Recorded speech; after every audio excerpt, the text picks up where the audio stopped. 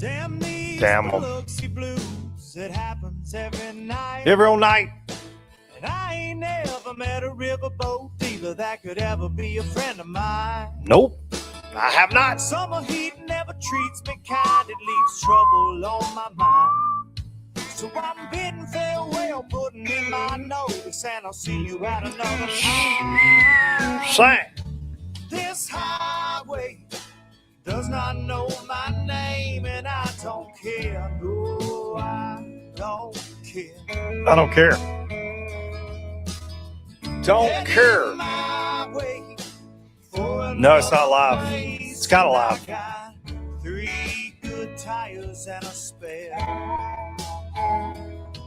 Just a white line gypsy getting out of Mississippi with just enough gas to get there. Low budget live, the actually live version from the Low Budget Live Bar and Grill here in beautiful southern Middle Tennessee. Brought to you by the folks over at Janko Fishing. Get you some of them Don Manners. Get you some of them new Elite FFFFS rods and use code LBL25 to save some cash. Ola, what's going on, you bunch of dadgum low-lifers? Man, we are, I said it last week, we are in the middle of the gauntlet. It started with the ABT at Lake Jordan. It went into the MPFL Championship this past week and the Alabama Bass Trail event at Lake Guntersville. I wore 2 hats. I always wear a lot of hats in life, I feel like, but I really wore 2 different hats this past week with MPFL and ABT, man, bouncing back and forth from Smith Lake over to Guntersville. I'm tired. I'm not going to lie to y'all.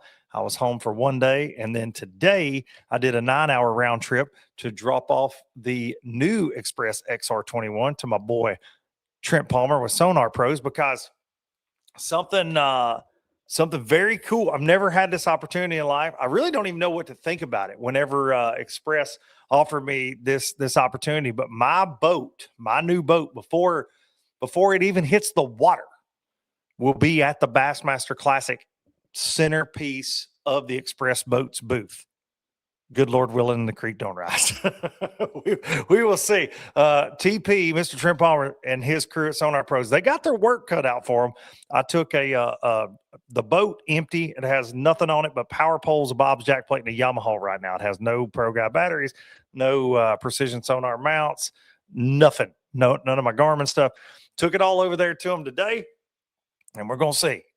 So if you're going to be at the Bassmaster Classic, be sure to go check out the new ride and the Express boat, man. It's pretty. I'll say that. It is. Said that about my last one. I thought it was the prettiest boat I'd ever owned, but I think this one is. It's not anywhere close, man. I think it's a no contest. The old silver bullet, and you'll see here in the next few days why we are calling it that. Man, it is it's a beautiful, beautiful rig. So shout out to Trent. He's trying to cram as much as he can onto the XR21 before next week, and I'll pick it up, I guess, Tuesday. He's got about a week, and then I'll drive it to Knoxville, and we'll start the classic craziness. So got this podcast and one more before the classic podcast start rolling out.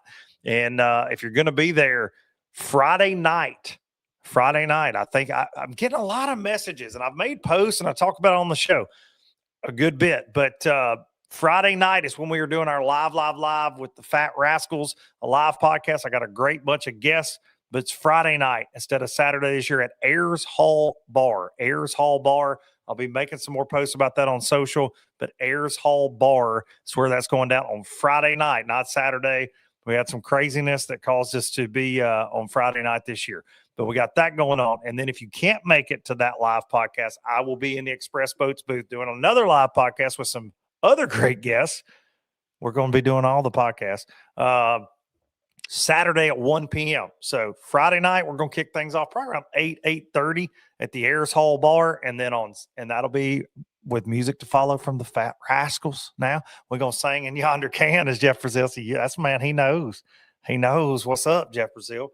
We're going to sing In Yonder Can and skedaddle right on to the expo. Also, my company, it has changed names. It's a long story. Come by the booth and I'll tell you all about it. Boatify Products. We will be inside the McKee Outdoors booth at the Bassmaster Classic as well. So looking looking forward to it, man. Zona Spirit Animal coming in hot right here. Where can we find your Classic Live schedule? I will be posting that on Instagram and Facebook as we get closer to time. And I'll be trying to do as many updates as I can. Sometimes everything gets very busy and I forget about social media. I won't lie to y'all about that. But special guest tonight, Get Your Fish On and Ethan Phillips. Let's go. Nah, it's probably not going to happen. I'd really talk to my ex-wife, and I really don't like talking to her.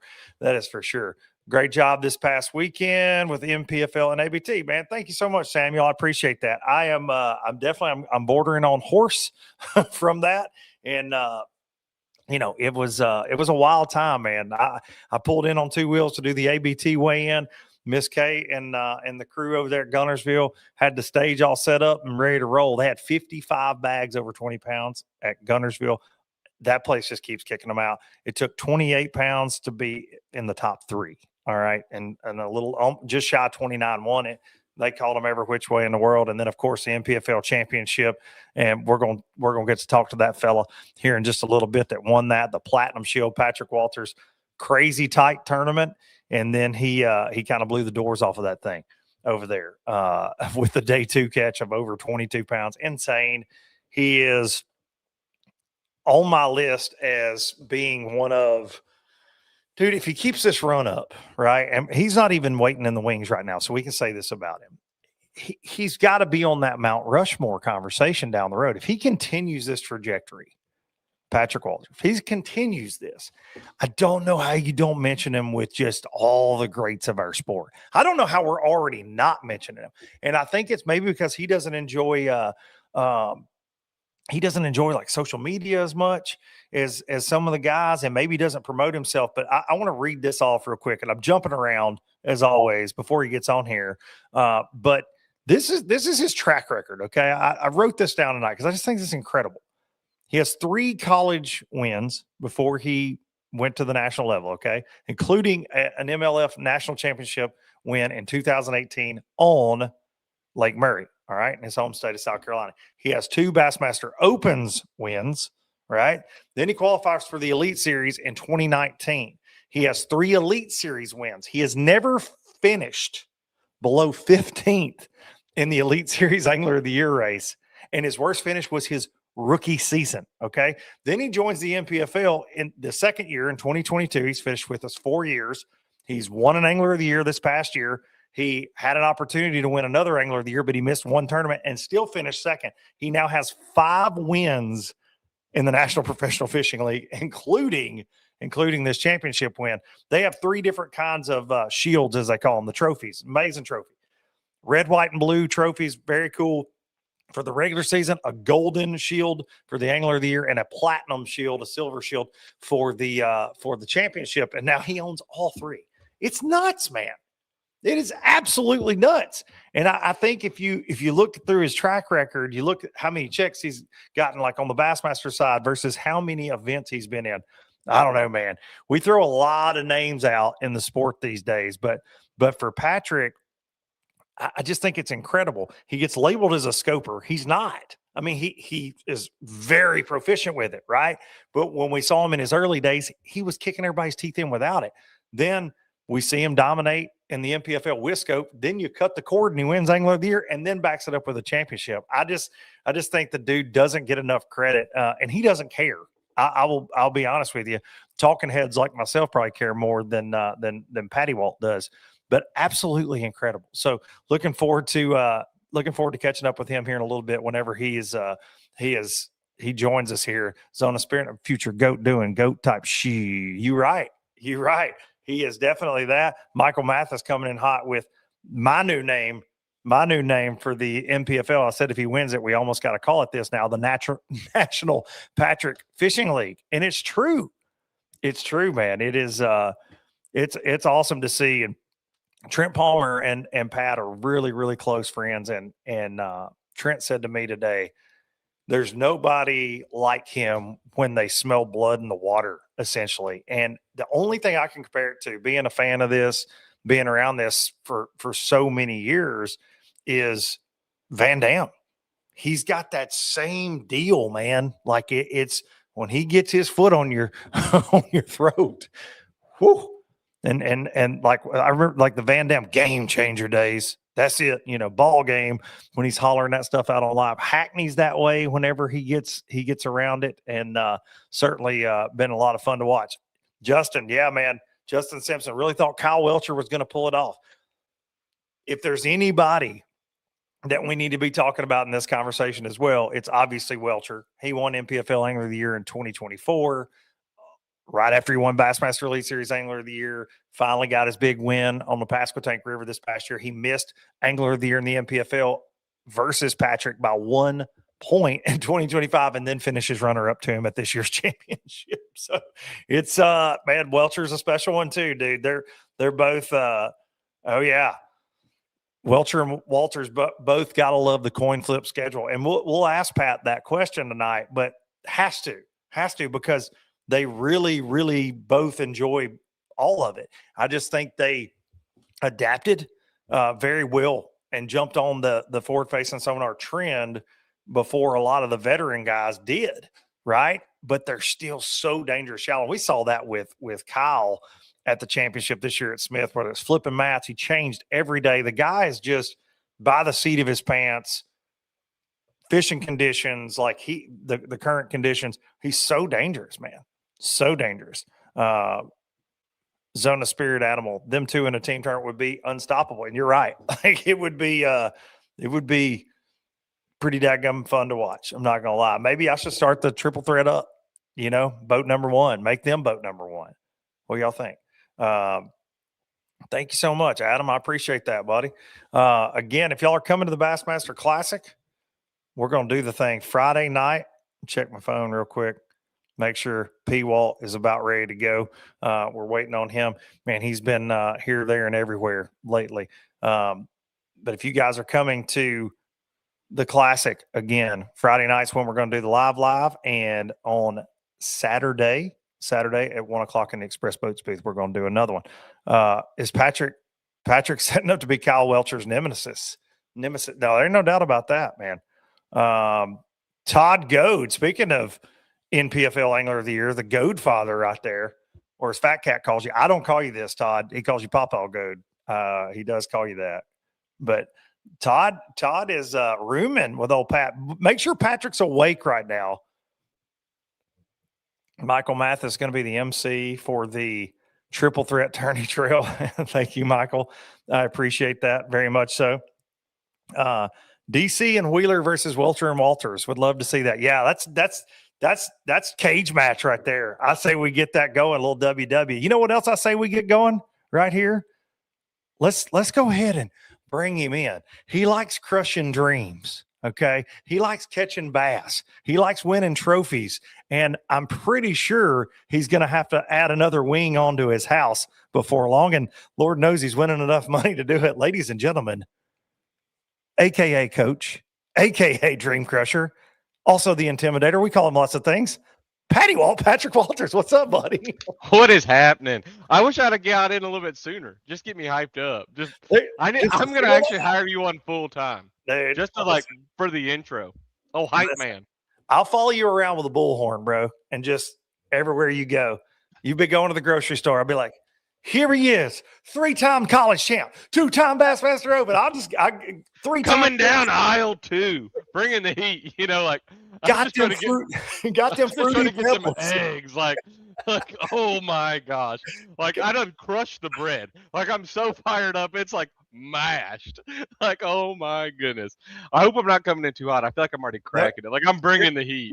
You're good, dude. I love it. Yeah, you done crushed the bread.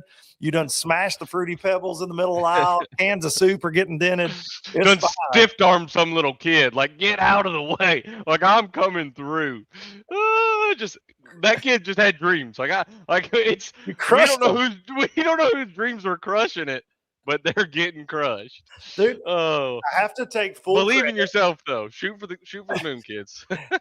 So Todd Goad is in the comments here. I just saw it. He says, I was the first victim of the Dream Crusher name. You were, and I take full credit for Dream Crusher on MPFL Live because, Todd, you fished an amazing tournament at Santee. a couple years back, and then Patrick was like, "Yeah, but you didn't fish a good enough one." He did fish good. It was great. It was a It great. was Yeah. as good as a worm dragger could have fished. Listen, Hands down. yeah, he was old monstering them up down there. And Old Mag too, just yeah, oh, diving that's right, that thing Mag around. too. Yeah, and then you crushed his dreams. I have to ask you right off the top, because man, now I see MPFL, they're putting it in Instagram posts, they're putting it in stories about you that you are the dream crusher. And do you enjoy playing that role? Somebody's got to do it. I'm about it. I mean, I'm telling you to a T. Dad said that the other day. He was, yeah, okay, yes. The quick answer, yes. Yes. Dad was looking at a piece of property, and he was like, "Well, I was gonna make him an offer," and then another father and son come up there, and that kid's eyes lit up, and they were, and he's like, "I couldn't do it." I said that'd have been the first thing I did was I'd have took the wind out that boy's sail. I'd have said, "Here it is." Make him Somebody, watch. Yeah, make him somebody's watch. got to do it. Yeah, Make him watch. he's got to learn. He's got to learn. Boy's gonna learn today. That's how you learn, though. The tough lessons in life. Do you think, though, in fish, I don't feel like you've had your dreams crushed in fishing. I don't, because you look back at your track record since college, you haven't had many bad ones, bud. So you're just passing on lessons you never learned. Is that fair to say? No, yes and no, though. I have grown up many times fishing, especially on Santee Cooper. I'm telling you, if you fish Santee Cooper enough, you are going to absolutely get your butt cut. Like, I don't care. I have fished Santee more times, and I feel like this Santee Cooper's only like I've ever zeroed on. I'll tell you that. Yeah. I mean, it's like there's days where you just don't catch them. It is. And I've grown up enough where I have got my butt cut. Where you just went out there and we just didn't catch them. It was terrible fishing. And I have fished a couple college tournaments. I have fished BFL, stuff like that, where we just you don't catch them. It doesn't line up and stuff. And I fished elite tournaments, and I make a mountain out of a molehill. Like, I may not catch them as good as I want to, and that's the punishment I'm gonna take. But I don't live in the past. I keep moving forward. We keep the same direction. I don't look back at past stats or stuff like that. It's just like we're on to the next tournament. That's how you got to roll. Yeah. And you had a rough, is it one rough elite on Santee? You did have one where I don't think you made the cut, right? Yeah, we did not make the cut. Yeah. I was on them good that year. God, I found them about everywhere you could imagine. They were deep, they were shallow. I caught them on shad spawn, all that kind of stuff. And then it was just, I found too many fish. I found the fish that like 3 of the top 5 guys were on. And just because it's the community stuff, that's where they're going to be. It's any lake like that. And I ran it and just ran too much. And when you get going, it doesn't line up. So yeah, that's how the home lake can be the toughest, right? I mean, that's the cliche thing in our sport, but because of that, you got too much going on in your mind. You do, 100%. And then Santee Cooper is just like Florida. If you pick your trolling motor up once, you're probably not going to win. And if you pick it up twice, you're probably not going to get paid. So that's how it typically fishes. It's an area, not like a pattern kind of deal. Sometimes it's just like the big school of fish are in this creek this time of year, or they're on this flat. And so if you pick your trolling motor up and you start running around, and you'll outfish them, like you'll fish out of them, and just don't catch them. It's just they're also only going to bite in windows. They're only going to bite at small times. So you just have to be there when they bite. So that's why you just kind of got to hunker in all day. Yeah. Do you think that Santee is the most challenging bass fishery in the country? That is legendary at the same time. You know what I mean? Like, I feel like those lakes, because Gunnersville can be that way. And as if if you're off by this much, you're off by a mile. Santee is so daunting. I feel like the times I've been there, because of the trees, because of the big water at times, like it is a very intimidating fishery. But is that fair to say about it? I would say so, 100%, because it's just like Gunnersville. I mean, when we went there with no scope, you're just fishing a rattle trap down the grass line. You miss them by one cast, and you're out of them. Truly. Yeah. So Santee's the same way, where it's got so many different faces on it, from the lower lake to the upper lake, to each different creek where there's grass, there's no grass, and it's full of grass this year. It really is. That's why the weights are so good. They actually caught bass in that MLF, whatever the MLF Invitational, but they didn't catch them nowhere near as good is what they should have done. Yeah. Truly. They fished for a day and a half, and it took how much weight to win? 70 something pounds. Yeah. Aaron Yavorsky, Scope Goat, he calls himself on Instagram. I'm here for it, Scope Goat. And he went to work on them pretty good. Yes, he did. In his 6 hours of fishing time, essentially. Literally, though. Imagine a full throttle, full scope event there right now with 3 full days of fishing. That might get really scary. A week ago, it would have been scary. They're up there on the nest right now, though. They have moved up quickly. Yes. Yeah. Yes. That sounds like it's that time of year. I mean, when we left Smith, it was 62 degrees that last day. 62 degrees and a full moon. Yeah. Come on. There'll be fish on the bed at Smith this week for 100%. Sure. Yeah, and I think they were, so before you guys got there, I can talk about this now. We had a big warming trend and we were getting real close to that. They were thinking about it. I stopped in there one afternoon and it was like 55 already, and they were kind of getting up there doing the floating around thing a little bit. We would have busted them without that. We dumped the boats in that first day of practice. It had just the first day it got cold. Like we got cool that night. It was already 58 degrees when we dumped the boat in. 58. I mean, and it continually dropped, but then it was coming back up. But I think it had honestly warmed up enough that it locked them up there. They were close enough.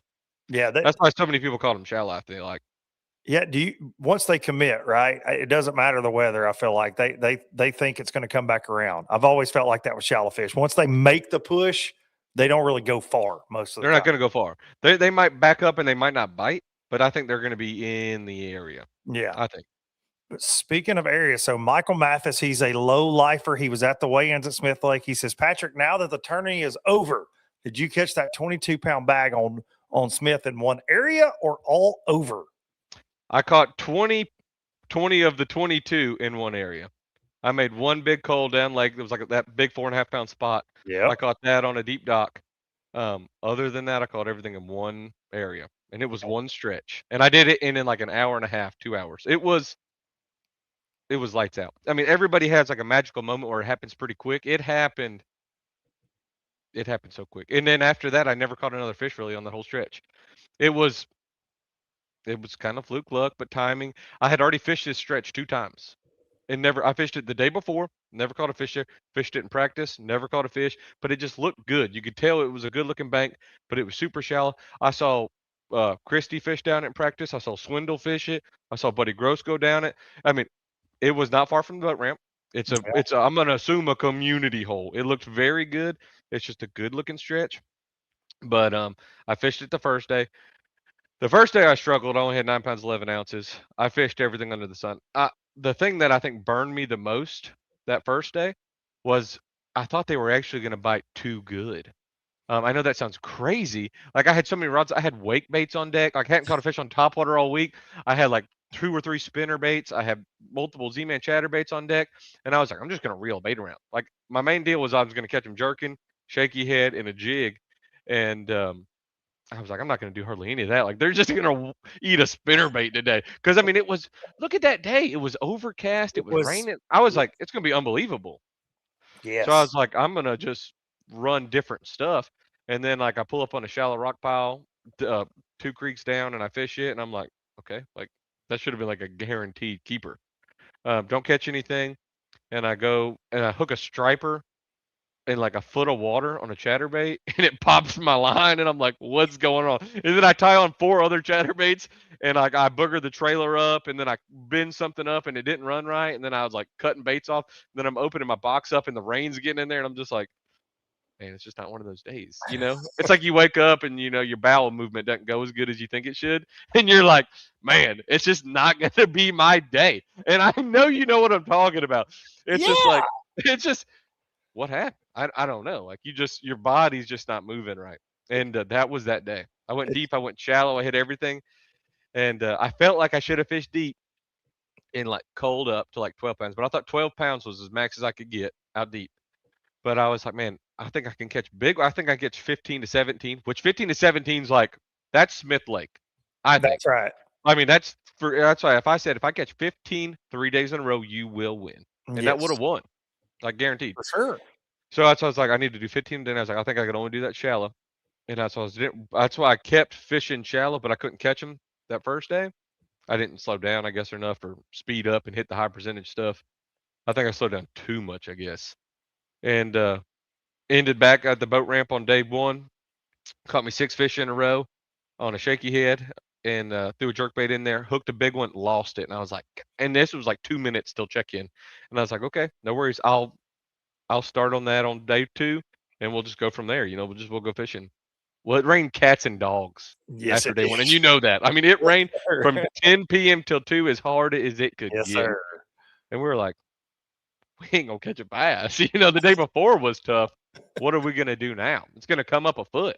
And see, I was sitting in the hotel, man, and Fat Cat had asked me on live a few times, like, how does rain affect this place? And I know what rain can do down there. I mean, it's like putting the stopper on the drain of the bathtub. Like it can bring that place up very fast and Yes, furious overnight. But it also the run ins, especially that end where you were at in Ryan Creek, it gets really dirty up there. There's farmland up above it. It will yep, get mud quick. And we had seen you up in that area. We'd seen a couple others.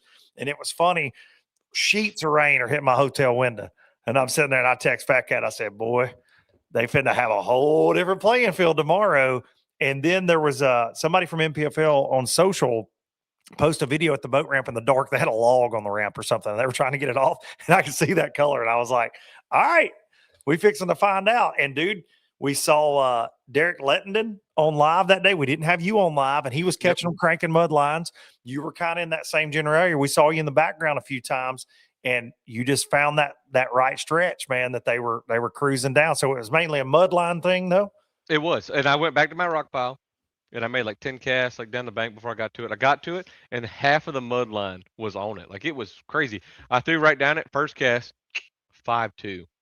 And I'm No. like, I hook it, and I'm like, this is a catfish. And I'm like reeling it in, and it's just like dogging me. And I'm like, oh my God, like, okay.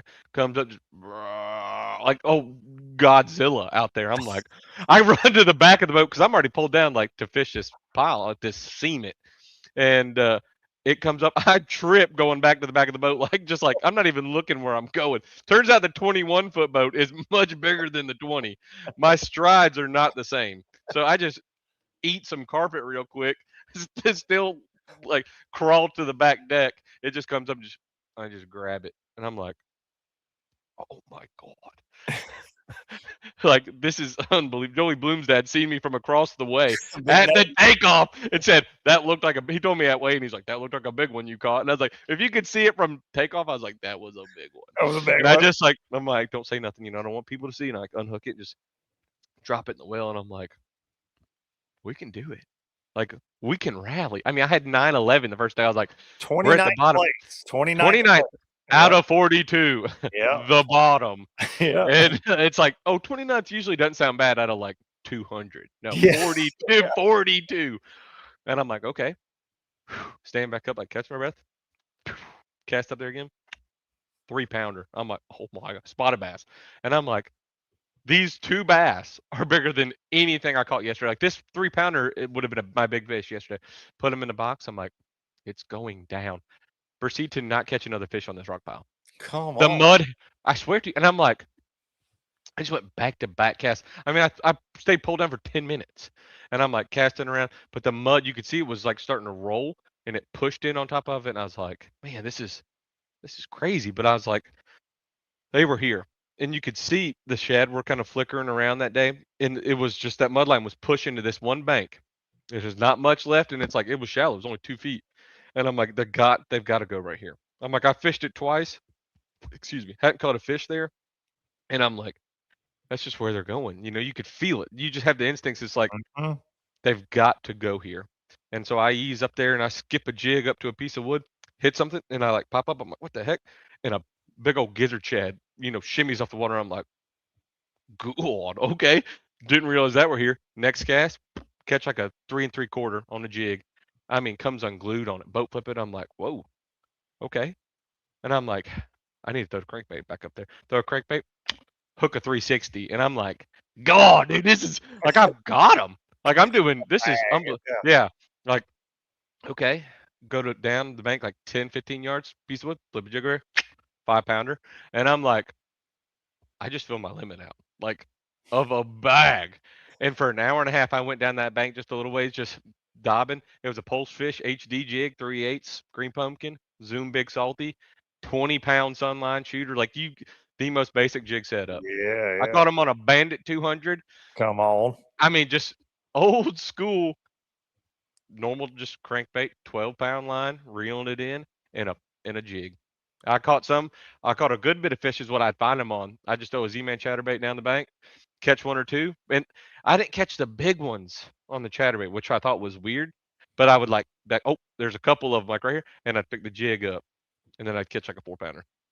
It was lights out for like, and I was like, God, I got like 20 pounds now. Like I've blew my mind of exceeded what the expectations were. I thought you could even catch on Smith Lake. And so after like an hour and a half, I was like, all right, let's go swing for the fence now. And I swear to God, I said, I'm just going to go run waterfalls and go fish mats. Cause I was like, it just rained crazy. I got 20 pounds. I'm going to go fish for tomorrow. Like I'm being dead serious. I was like, I'm literally like this. I've got them here. Like ain't nobody coming in here. Ain't nobody been in here in 3 days hardly. Ain't nobody coming back. I probably should have stayed and mashed on them for another hour because I never got another fish off that stretch. Like they followed the mud and just left. I caught my biggest one the third day, which we'll get into that later, I guess. Up the way, it was the last clean pocket. Yeah. Only fish I caught there, and but I left that area and I went running some waterfalls, ran into Drew. I was like, "You got him?" He's like, "I only got one fish at like 10:30." Like I'm running around just looking like, "Where's Drew and Todd?" Like I'm just gonna go tell them like what the deal is, like. And I go tell them, and they're like, "Well, that was probably only that one spot." And I was like, "Yeah, well, you're probably right. That was just, I guess I was lucky." And then you just crush their dreams for your friends. Yeah, like sorry. Todd's like, "You got him?" I was like, yeah, buddy, I got him." He's like, "What you got?" I said, "I don't know." I said, "My smallest one's like a 360." He was like, "Goal." He's like, "That's not your big?" I was like, "No, that's the small one." Dude, when you in our catch track, which you are notorious for being a catch track delinquent, I will just say that, and you like to play that game. And whenever you caught a limit, all of a sudden it said, "Boop, 5 for 10 pounds." Like it just popped up real quick, and I looked at back, and I said, because you put 2 even, 2 even, 2 even, 2. I was like, he's got 20. Like we're joking. I'm like, there's no way he doesn't have a bag if he's giving us that. He's got some 2-pounders. He's got 2 pounds. I'm like, he ain't putting in 2-pounders. So then when I got to the ramp, it was one of my favorite moments in all the years of knowing you. And dude, especially now, Shep, your son's he's getting with it, man. He's getting about it. He's all about it. He's got your coil floats. He's in the boat. He is loving being with dad.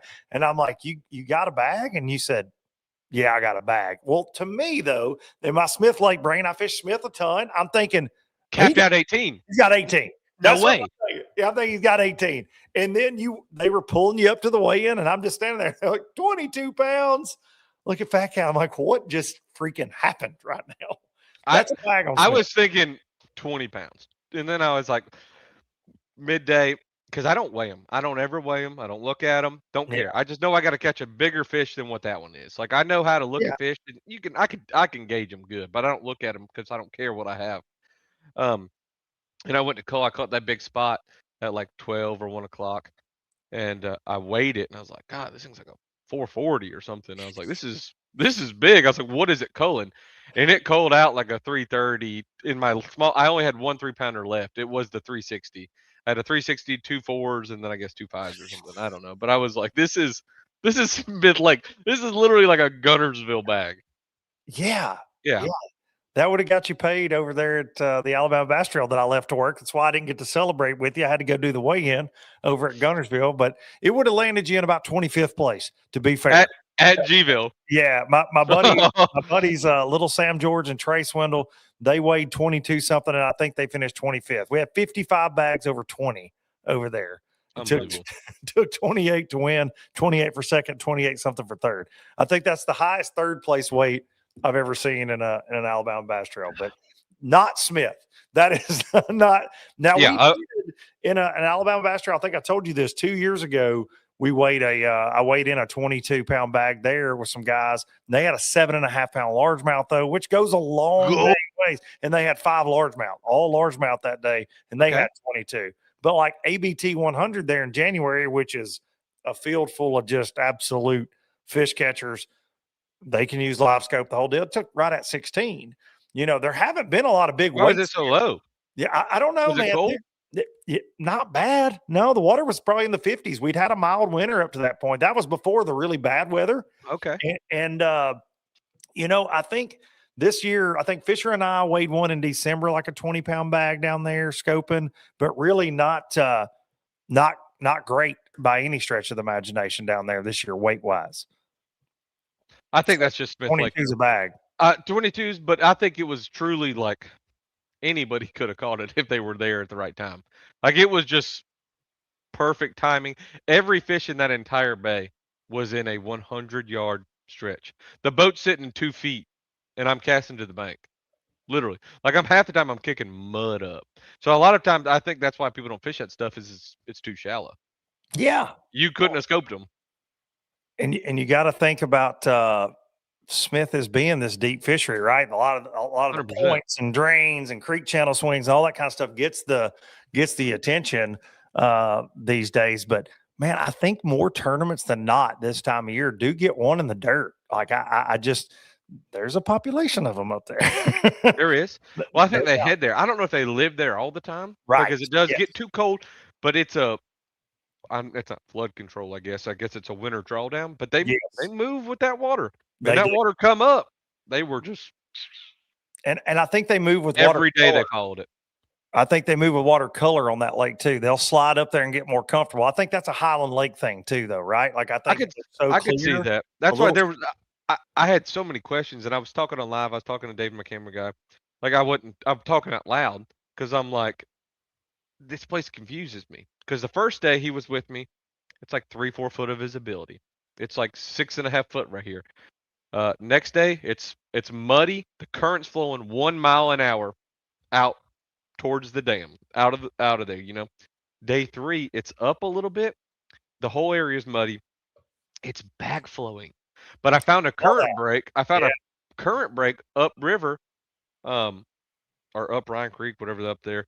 At the end of day 2, I threw in there 4 times. I caught a 2.5. I caught a 299. One right at 3. Threw back in there twice and shook 2 off. And I was like, yeah, I'll come up here and bust them tomorrow. You know. Yeah. Well, it came up a foot and it cleaned up. It cleaned up dramatically. Like it was all mud, and then it was. I'm not gonna say gin clear, but it was a foot of visibility compared to where you couldn't see anything. Jeez. So that's what just surprised me about that lake. It was why it was muddy, current flowing, then it was back flowing and cleaning. It will change so fast, and I've never understood that about that. It lake. blew my mind. Yeah, especially with all you got to think all the twists and turns, right? It's 21,000 acres. You got all these nooks and crannies, but it will, man. It changes, especially with weather like that, with that influx of water. It will change very fast. All right, I got to ask you. We've got red, white, and blue shields. We've got a golden shield. We've got a platinum shield now with the MPFL. I mean, what's next? Do you just hang it up? Do we call it the National Patrick Fishing League, as I dubbed it on on live on Saturday? I mean, bro, how does that feel?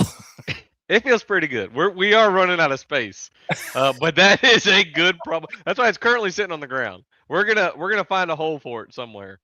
But no, it feels good, and I wouldn't change a darn thing. That's what I'm not the guy to complain. I like keeping things steady. Yeah, Just, I know you do. Keeping it real. That's what keep it NBFL. Keep them guys doing it. Shout out to the triple threat who just snuck up here to bring me my MacBook charger because my MacBook's trying to die right now, and I've got it plugged into another charger. It's not getting us juice. So, hey guys, low lifers, Patrick, if when I unplug this other charger, all my crap dies. Deuces. Love y'all, miss y'all. That's all I got to say. Because, peace out. He's him. Because we're gonna make a quick change and hope that lasts. We'll see. I'm getting the red battery icon with it plugged in. I don't know what's going on there, but it's probably too much juice. Too much juice. I'm running too much at one time, man. So when do you leave for classic practice? I have some folks in the comments picking you to win the big one this year, and we'll make another shelf for that trophy. I have no doubt. But when do you head out on that? Thursday. This Thursday. Okay. Like today's Monday. I got Tuesday and Wednesday to pack, and I'm also coming off a cold. We had Emily and Shep came, and then it's me, Drew, and Todd, and Drew's wife Jen came with the two boys. The F boys is what I call them, Yep. Finn and Flint, and they were coming off a cold, and Shep was getting sick, and everybody in the house was getting sick. Drew was getting it, and now I got it. But it's actually I'm kind of excited about it because I'll be sick this week, and then for the classic I'm gonna be primo. You're gonna be good. Hopefully, so God's plan, right? We're just gonna ride this train. Just keep riding the big momentum train. What are your thoughts on that venue? I know you fished it before, but with everything that's changed in the sport of bass fishing, I feel like every tournament, you never know what to expect, if that makes sense. You know what I mean? I feel like all these, especially, which I consider you obviously a young gun, but I feel like all these new guys approach everything different, right? And we're seeing new things get exposed all the time. But how do you think Knoxville will fish this year? I think it's gonna fish good. I think it's actually gonna. This is gonna be one of the best classic weights we've ever had. It's gonna be super warm. We're gonna have a minor cold front during the tournament, but I think that's gonna be too late.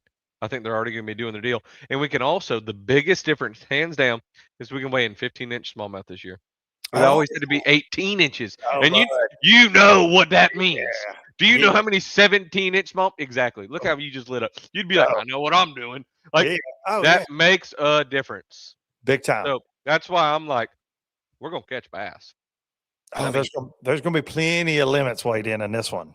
100%, and that's always been the biggest problem there, because it had to be an 18-inch smallmouth, which it's like, dude, you know how hard it is to target 5 18-inch smallmouth. If you caught one, you were like, okay, I got one. But that's why Gussie, if he caught 5 fish, he'd win the tournament. That was the hardest part, was catching 5 of them.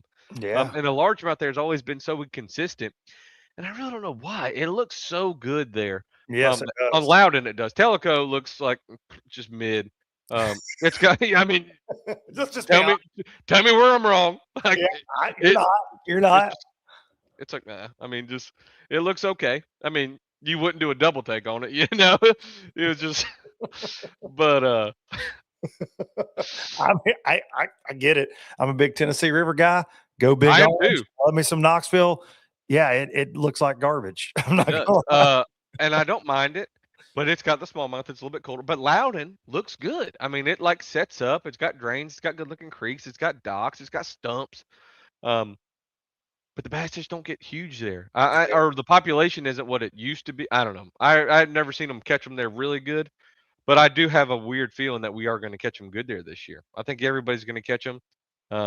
I hope we get a little bit of color. If we get some color in the water and we can weigh in 15-inch smallmouth, buddy. We got some rain coming, so fingers crossed for you. That's what I'm saying. It might be good. Yeah, it could be, man. I think there were some big bags weighed up there last year, and I know some of the dudes pre-fishing posted some pictures of some dang old big ones that they caught. That's so good. We'll see. That's the thing with the classic, though. Like pre-fishing's always, it is good, but it's like the classic. It's the week of March.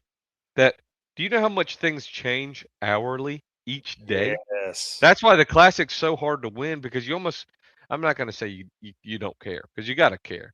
But it's all this. It's the guys who win the classic are just like, like I'm surprised John Cox hasn't won one yet. That is John's MO. Just true. Like shows up, cracks them.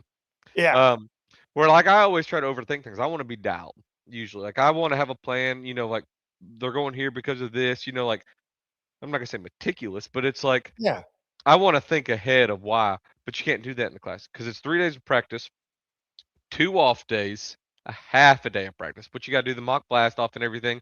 And you're really not trying to like fish your heat. You got a marshal in the boat. Half the time it's like Ronnie Moore trying to post everything on social media, you know? So you're like, and we did that at Ray Robb, and I caught one bass when he was with me, and I was on his fantasy team. Dog took me off. And after that practice day, I was like, dog, we're not going to the juice. Cracked 22 pounds that next day. And I was like, I'm not taking you to the heat. Well, we got that half a day of practice, and then media day.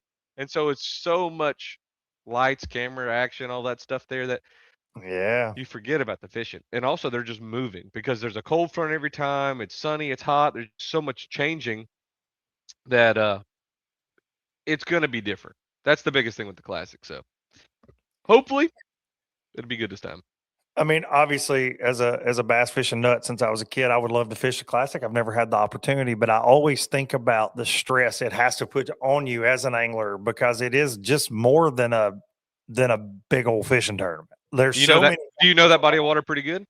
Not that one. I was No, about to say because if you did, and if you haven't been on there since January 1st, we can switch places. we could switch. You can wear my clothes for the week. I'm just kidding. I'm a Tennessee I'm River capping. rat. They're the only two lakes on the entire chain I've never fished. I've never fished either one of those out of the You've whole never chain. fished them. Never fished them. Never And you been on don't know how bad she looks. Yeah. Tell it Well, goes. I do. So I do have some. I'm up there a bunch. I have a bunch of customers up there, and been to Knoxville a million times, obviously. But I know I know how it looks, and I know that Loudon is from the road, juicy looking. It does. And and I fished East Tennessee. Cherokee, Douglas, Norris. I fished like a lot of those lakes up there. But it can't be fertileness either, because it's like usually the top should be the best because, like, the next one's Watts Bar, and it gets good. It's getting better. Dude, a guy weighed in. I think there was a 14 caught there this winter, and a dude weighed in 2 10s in a tournament down there. Yeah. Oh. Watts coming on. Probably shouldn't have said that publicly. To be fair, my buddies from Watts Bar not going to be happy about that. But yeah, dude. But as you go down that chain, like Watts is getting good. What's the next? Chick. I mean, Chick's always been good. Chick's got him. Yep. And then it's just like. And then, did you see Nickajack? I'm going to put this up here. Michael Mathis reminding us, speaking of largemouth, what's up with the new Pending State record of 1575 was caught on Nickajack Saturday while y'all were out there on Smith. New state record on certified scales on a chatterbait. You want to talk about locking it down? Bud, it's a stump. Yeah. Yeah. Me and Brad, how did it catch it? How did it even swim that fast? That old buddy, $10 was crawling it. He actually is picking a backlash out. Had to be, right? I just don't see like a 15-pounder like locking it down. I mean, I just want to know, like, I love the chatterbait rod that I throw, and it's got a little bit of give to it. I can't imagine. It ain't got enough. It ain't got enough. It ain't got enough. Just 15 pounds, like. Almost, bro. We're bordering on 16 there. 1575. I'm telling all my buddies I caught a 16. That's a 15 3/4. I don't know. It beat the last one on Chick was our state record, which is crazy, was 14 and some change, I believe, and was caught in the county I live in. Okay. In a little creek called Sugar Creek. Swear on my life. A creek wading years and years and years ago. That was like one of our claim to fames around here. Was there trout in that creek? No. But, one of them like old school record, but it had stood forever and then got beat on Chick. Gosh. Yeah, got beat on Chick. So, and now this beat on Nickajack. Unbelievable, man. Because what's crazy about Guntersville, and this, tons of 3 to 6s, but you don't see a bunch of 10s get weighed in there. You really don't see 12s. You don't like in my life. I can think of just a handful that I know of. Do they top out? I don't know, man. It's weird because it's a factory for like 25-pound bags. Obviously, 100%. Yes. But that's what we were saying. Like even with ABT, Darian and I were talking about it. You see a lot of 28s, but we don't see that 30 plus a lot of times. The ABT record was set 13 years ago on Guntersville, and it was 32, and they did have a 10-pounder that day. And it takes that sometimes. That surprised me for the ABT that 32 is the winning weight. 32. That's the biggest bag. Biggest bag for ever. all of the fisheries in Alabama. Like they're all good, juicy. Like some of them, I think you catch 32 with spots almost now. Like they're good, but that's what I'm just saying. Like I'm surprised that's the highest weight, especially because Guntersville's got them. And the first tournament Miss K ever had, the first ABT ever, it was set that day. 2 friends of mine from Pickwick. It was at Pickwick? No, it was on Guntersville, but they're from Pickwick. Their trolling motor went out, dude. They were drifting this grass line and caught 32. That's no joke. That's the That's insane. so dumb how that happens. That is how it goes down. Absolutely. But nowhere to go. They would have went and caught 12 pounds. They would not have. I'm sorry, I don't know Sure. them, but No, that's how wherever it they goes. were going, didn't have them. Didn't have them. It was meant to be. That's how it goes. That's crazy. Speaking of big spots, I don't know if you've been keeping up because you've been very busy, obviously, and traveling back home and winning all the tournaments. The MPFL championship for next year got announced. Did you see that? Did it? It did. I actually. When did they announce it? Why don't they tell us? Why didn't they tell us at the night? The champions. I don't know. I don't know dinner. why they didn't. So we announced it on live on Saturday, and Okay. they made a post this evening. But you're going back to Bama. Roll Tide. We're all tied. I can't believe I just said that. I'll probably get struck by lightning. Go But, Vols. Go We can Vols. say it. We can say it. We can say it. Lake Mitchell on the Coosa. Okay. We have a date. Talk about them big spots. All they have said is late winter. So I'm assuming the same time frame. Oh wow, that could be hammers. Dumb. Didn't they just have a tournament? Or that was Jordan. Jordan, yeah, we had an ABT Okay. at Jordan. Yeah, I was about to say, and it only took 25 pounds. Of the spots, yeah, no big deal. There were 81 bags over 14. Which one of those two is better? Probably, Jordan? I think now Jordan. I think Jordan. You know, Mitchell's a little smaller. Mitchell's got a bazillion 3 to 4 pound spots in it though, and some big largemouth. Like it's so upsetting.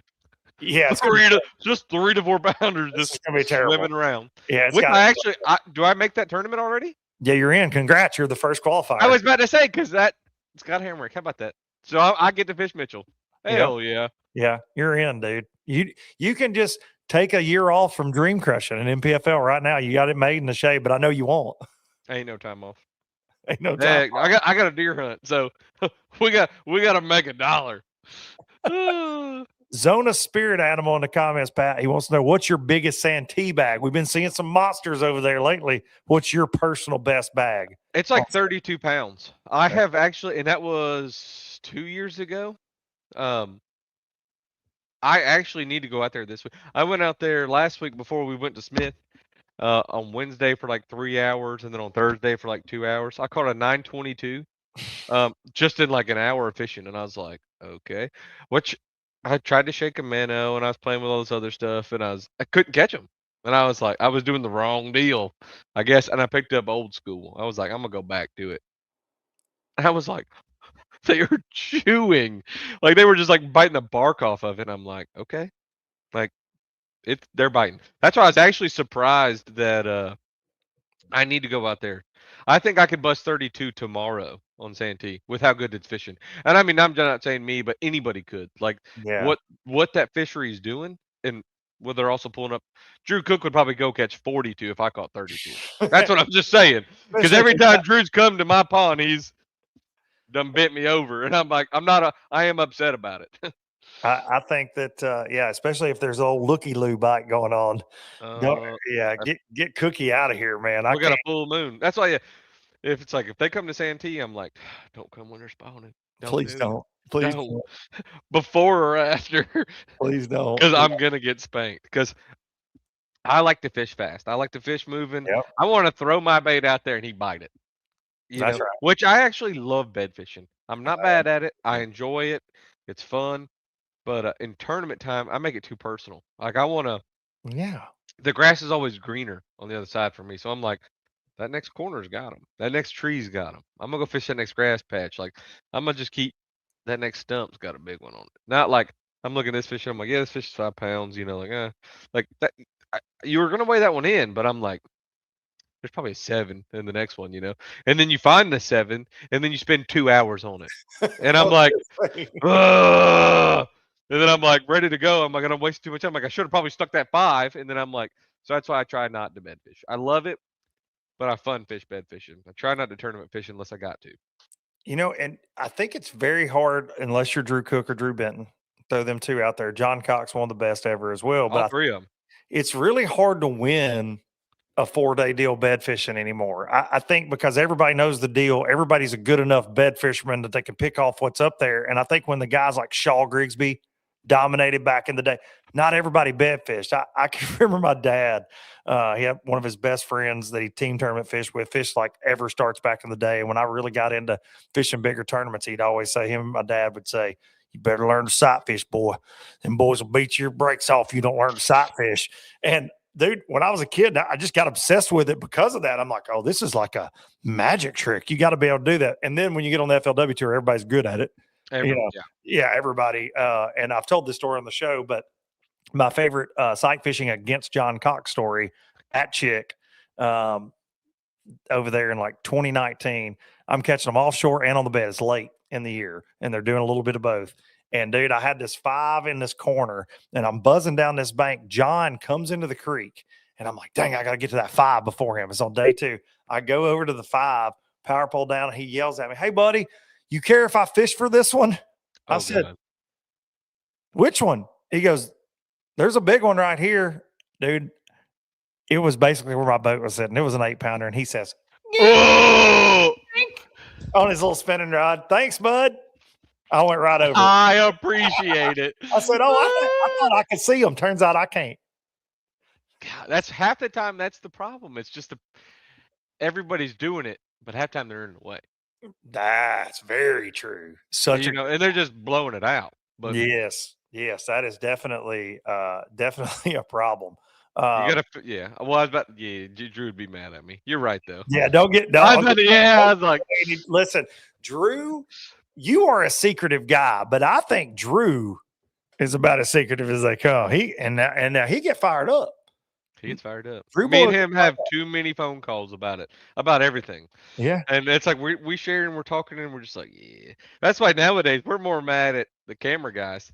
No beef to any camera guys, but it's like, why y'all got it? Like, they're competing just to see who can get the best photo of people's baits. Yeah. Like, calm down now. Like, we're trying to do this for a living. Like, yeah. I love Bass Live. I love Yeah. MPF, but it's like at the same time, like, imagine back in the day, you could win a tournament and you could keep that whole secret for 5 years. The whole, not the bait, like a spot. Everything. Like 1 point. Like, yeah, I'm gonna just go keep fishing this 1 point for 5 years. Like FLW back in the day, y'all go to the same lakes. Of like, course. you know how many times those guys caught checks off the same stuff over and over and over? Lake. Yeah. Dude, I actually had that in my notes to ask you that. I was getting to that is I can see your notes. Yeah, you must have, because I said, being secretive versus live coverage, because I think there's such a fine line. Everybody wants to be educated. The fans want to see it, and I get that. But, dude, I'll just tell y'all, I'll pull back the curtain. Brad Fuller may fire me tonight. I try not to give away the goods on live. Fat Cat tries not to give away the goods on live. Like, I see things a lot of times we don't mention. I see little things. Just full disclosure. I'm trying to educate you. I try to entertain you, but understand, I know what these guys go through to get to that point. And I think sometimes we give away too damn much. I think so too. In live fishing, when it went to 6 hours with a camera up your nostril all the time, dude, there's nothing sacred anymore. There's no secrets. The 45-minute show wasn't bad because, like, you got one or two fish catches on there, and it was like, man, that's cool. And it was like, half the time it could be what you wanted it to be. It was a dramatic catch and what stuff, but you didn't have all your stuff exposed. And now it's recorded to you. Just go on YouTube. You can sit there and watch it for forever. Yeah. And so it's like, tricky. I got tricky little herring stuff that works sometimes. I ain't got no tricks no more. I mean, I got a couple, but I mean, I had some good ones, and it's like it gets exposed, and then it's like cat's out. Next tournament, they all got it. So it's fun. It changes. That's why if you didn't have that. Right here, John Mango, bass showing exact spots on the map. We got on them about that. We told them, it's like, you don't have to show the exact spot. And there it's like, it's to a T. They get right on it. Yeah, they get right on the goods. If it's over a lake I know real well, I'm like, really, dude? Because especially like some of my home stuff. Because, I do it for Alabama Bass Trail as well. And that's a different deal. And y'all do a good job. I've watched it. I watched y'all Smith Lake ones 2 times. Like, it's like y'all go on the water. Y'all talk to people. You can't tell anything. Well, it's like you show enough on the water coverage. Yeah, that's right. You see him catching some fish. You talk to some people. You see him at the weigh-in. But it's like the best chance you got of, because that's all public knowledge. That's how you get information when you've never been to somewhere. Yeah. And it's like you got to watch the post game. You got to see their interview, and if they're willing to talk about it, they will. Yeah. And half the time they don't. So it's and that's how it should be, you know, because I'm like, good luck to you, you know, if I caught them. Of But course. I don't know. And like in ABT, my camera guy, Jared, who's fantastic, but he'll tell you, like, I'm like, hey man, zoom in tighter on this shot. Like if it's something that gives something away for a guy, hey, zoom in tighter. Or I'll change the boat angle because when we're boat to boat. And it's not to throw anybody off at home. It's just those guys fish the same lakes all the time, year after year. 100%. There's no reason to expose it. Like it's cool. It's this guy's spot. entertaining. We actually don't need to get this bridge in the background. Let's just turn Absolutely. this way. Like it's Now it's harder. and that's just people taking care of people because that's somebody who knows what's up. That's somebody who fishes. And if you don't fish and you don't know, then it's like, I don't care if that bridge is in the background. Of course. Like, let's show them on this road bed right here. Do you ever think about that in boat positioning on a lake when you're on live and you're doing good? Do you ever think about, you know, hey, I might, yeah, I'm in the moment now and I'm trying to win, but we may come back here and again, does that ever, I mean, in boat positioning, you got to be where you gotta be. Second hand. Usually damage had already been done. You'd already caught a couple of them. And then I'm like, I got to turn the boat. So it's like, I've done it a couple times for something to be in the background. And I'm like, yeah, I should actually reposition this way so it's not, but it's like we've already kind of pulled up the. I try not to worry about it because it's still, if you have that camera in the boat, you're in contention. No You're doubt. fishing for a chance to win.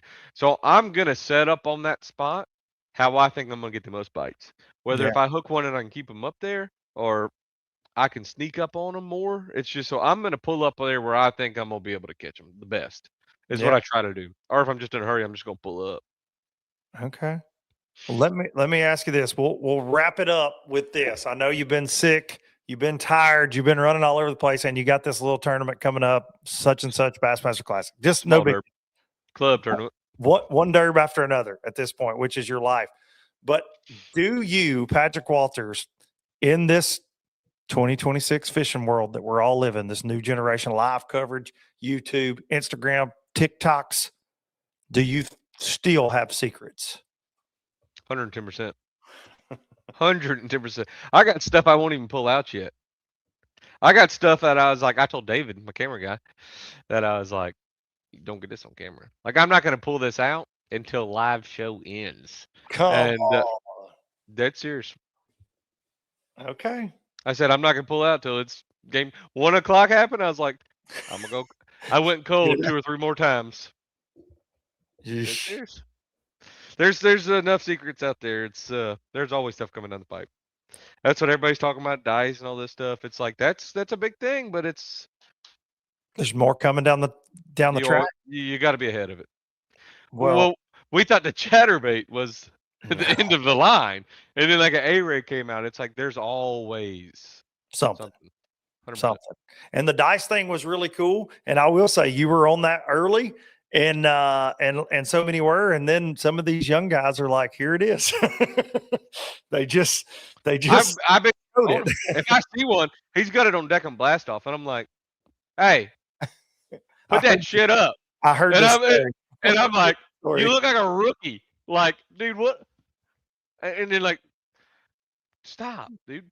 Like, I got on a couple people. Like Brian knew was at St. Clair, and he had 10 of them on deck or something. I'm like, Brian, what are you doing? He's like, well, the cat's gonna be out the bag this week, and I'm like, well, it don't have to be. Yeah, like it doesn't have to be a blast off the first morning. Like, put a couple of them in the box, dude. Just calm down. Act like you've been here before. You know, I mean, everybody just the secret police, Patrick Wall. I love it. I'll point at somebody, but listen, that's the thing. People got to get God on. I'm here to get on somebody. Crush dreams and get on.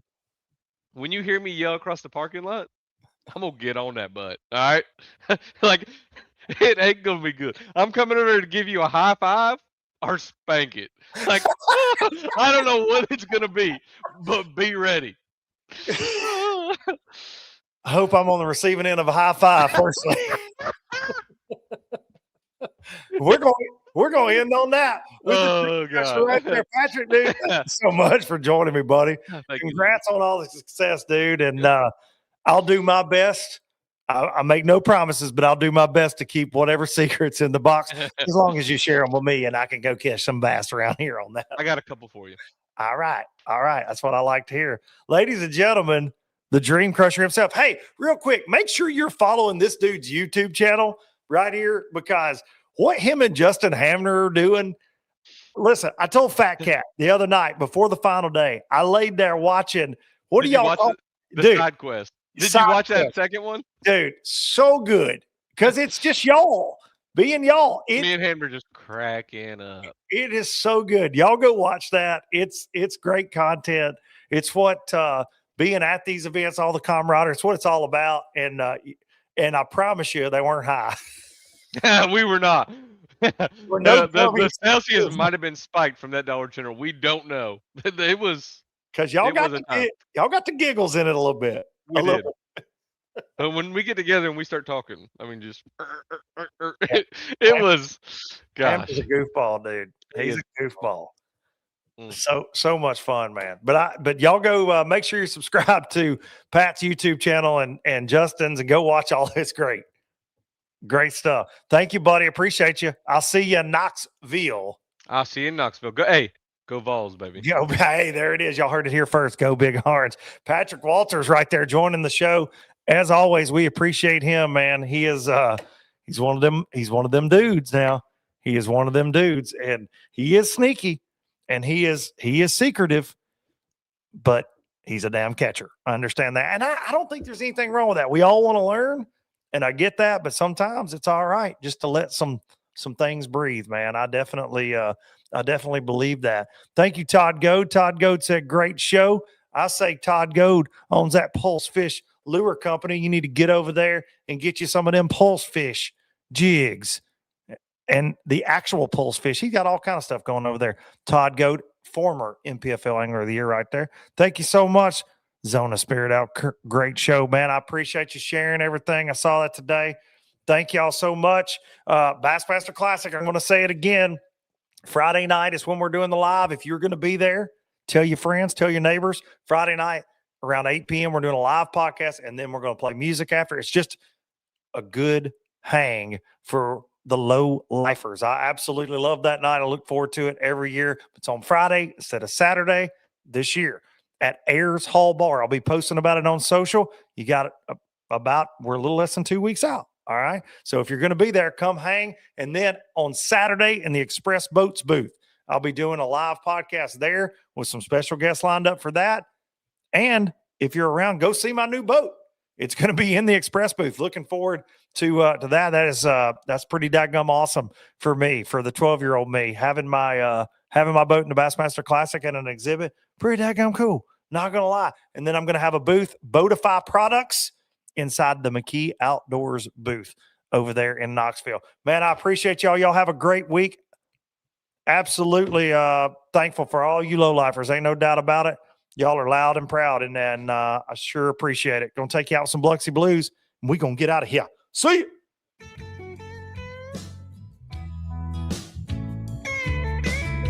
From Jacksontown to Tupelo, I never could make it last.